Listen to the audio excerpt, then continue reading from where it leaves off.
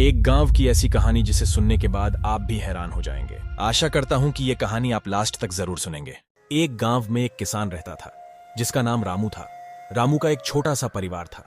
उस परिवार में सिर्फ 2 ही लोग रहते थे, रामू और एक रामू की पत्नी जिसका नाम कोमल था। कोमल बहुत ही ज्यादा कोमल स्वभाव की औरत थी जो सभी से हंसते हुए और बहुत ही प्यार से बात करती थी। और इसी तरह से उसका पति रामू भी था जो कि सभी से प्यार से बातचीत करता था। सभी गांव वाले उन दोनों को बहुत ही पसंद करते थे। उनके स्वभाव और व्यवहार से सभी लोग प्रभावित थे। वे अपना जीवन यापन खेती किसानी करके गुजारते थे। उनका एक खेत था जिसमें वे कुछ कुछ फसल उगाते और घर चलाते। सारा दिन रामू खेत का काम करता और उसकी पत्नी कमला घर का काम संभालती। इतने में ही दोनों का जीवन बहुत ही खुशी से चलता था। वे थोड़ा गरीब भले ही थे लेकिन खुशी से जीवन यापन करते थे। उसका पति रामू लगातार खेतों में काम करता रहता। कभी कभार उसकी पत्नी भी खेतों में चली जाया करती और अपने पति के साथ काम में हाथ बटाती।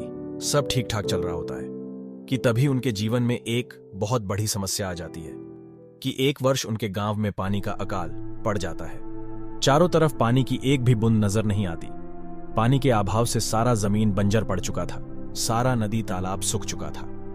गांव का हालत बहुत ही खराब हो रहा था। ये सा लग रहा था जैसे मानो कि पूरे गांव में हाहाकार मच गया हो। पूरे गांव में खाने को अनाज के लाले पड़ने लगे। गांव में जो कहीं कहीं गहरे कुएं थे उसका भी पानी धीरे धीरे सूखते चले जा रहा था। गांव के सभी लोग बहुत ही ज्यादा परेशान थे। उन्हें कोई भी समस्या का समाधान नजर नहीं आता। एक दिन रामू को शहर से उसके बचपन के दोस्त का फोन आता है। रामू फोन उठाता है और बोलता है, हेलो कौन? उसका दोस्त बोलता है, हेलो रामू, मुझे नहीं पहचाना, मैं तुम्हारा बचपन का दोस्त श्याम बोल रहा हूं। रामू बोलता है, अच्छा श्याम तुम हो, और बताओ आज कैसे याद करना हुआ? आज बड़ी दिनों बाद फोन लगाया है, श्याम बोलता है। हाँ यार, मैं सोचा बहुत दिन हो गए हैं रामू से बात नहीं हुआ। तुम सबकी और गांव की बहुत याद आ रही थी तो मैं सोचा कि तुमसे फोन ही कर लूं। और बताओ रामू, घर में सब ठीक ठाक है ना? और हमारे गांव का क्या हाल है? रामू बोलता है, अरे श्याम क्या बताओ यार, यहाँ गांव में तो कुछ भी ठीक नहीं है। श्याम बोलता है, अरे रामू क्या हो गया? रामू बोलता है, क्या बताओ दोस्त, यहाँ बहुत बड़ी समस्या टूट पड़ी है। पूरे गांव में पानी का अकाल पड़ गया है। पूरा गांव सूख चुका है। यहाँ कई दिनों से वर्षा ही नहीं हुई है। नदी तालाब सब सूख चुके हैं। खाने पीने को यहाँ लाले पड़ रहे हैं। धीरे धीरे पूरा गांव खत्म होते चला जा रहा है। पूरा जमीन बंजर पड़ चुका है। खाने पीने के लिए एक भी फसल का नामो निशान नहीं है। भूखमरी आ गई है गांव में। सभी कोई बहुत ही ज्यादा परेशान है। कुछ समझ नहीं आ रहा है कि अब क्या करें। तभी श्याम बोलता है, अरे रामू, गांव में इतनी बड़ी समस्या आ गई है और तूने मुझे बताया भी नहीं। रामू बोलता है, क्या बताता यार श्याम, तुम्हें बताता भी तो हमारी ये समस्या थोड़ी ना खत्म हो जाती। तभी उसका दोस्त बोलता है, क्यों खत्म नहीं होती? थोड़ा बहुत तो खत्म हो ही जाता ना। यहाँ शहर में मेरे कुछ नेताओं से जान परिचय है, शायद उनसे कुछ मदद मिल जाए।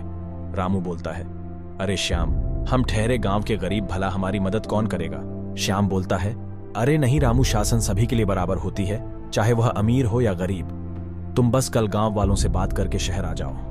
यहाँ एक आवेदन लिख के जमा करना पड़ेगा ताकि वह तुम्हारे समस्याओं को समझ सकें और निर्णय ले सकें। रामू अपने दोस्त श्याम की बात मानकर गांव वालों से बात कर शहर के लिए निकल जाता है। वहां पहुंचने के बाद वह अपने गांव की समस्याओं पर आवेदन लिखकर जमा कर देता है। तभी उनके समस्याओं पर चर्चा कर उन्हें सरकार द्वारा कुछ सुविधा दी जाती है। उनके गांव में जब तक वर्षा नहीं होती तब तक उन्हें पीने के लिए पानी व खाने के लिए राशन दिया जाता है। उन्हें सरकार द्वारा कुछ सहायता मिलने पर रामू बहुत खुश होता है और ये बात फोन में पूरे गांव को बताता है। सारा गांव खुशी से झूम उठता। सहायता मिलने पर रामू और पूरा गांव श्याम को धन्यवाद करते हुए बोलते हैं, श्याम, अगर तुमने हमारी मदद नहीं की होती तो शायद ये पूरा गांव इस घनघोर अकाल में भुखमरी से मारा जाता। इसलिए आपका बहुत बहुत धन्यवाद। तभी श्याम बोलता है, अरे नहीं, ये तो मेरा कर्तव्य था और ये आपका गांव होने के साथ साथ मेरा भी तो गांव है, तो ये मेरा भी तो फर्ज था। तभी रामू धन्यवाद करते हुए वापस घर के लिए रवाना होता है और गांव जाने के लिए स्टेशन में ट्रेन का इंतजार करता है।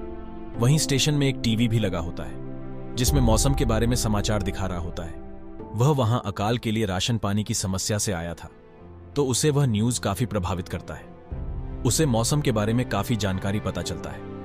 तभी उसे यह भी पता चलता है कि वर्षा के लिए पेड़ पौधे कितने महत्वपूर्ण व लाभकारी होते हैं। तभी कुछ समय बाद उसका ट्रेन आ जाता है और वह गांव के लिए ट्रेन में बैठ जाता है। तभी रास्ते में उसे समाचार वाली बात याद आती है कि पेड़ पौधे हमारे वर्षा के लिए कितने आवश्यक व महत्वपूर्ण होते हैं। तभी उसे पता चलता है कि उसके गांव में तो दूर दूर तक कोई एक भी पेड़ नहीं है।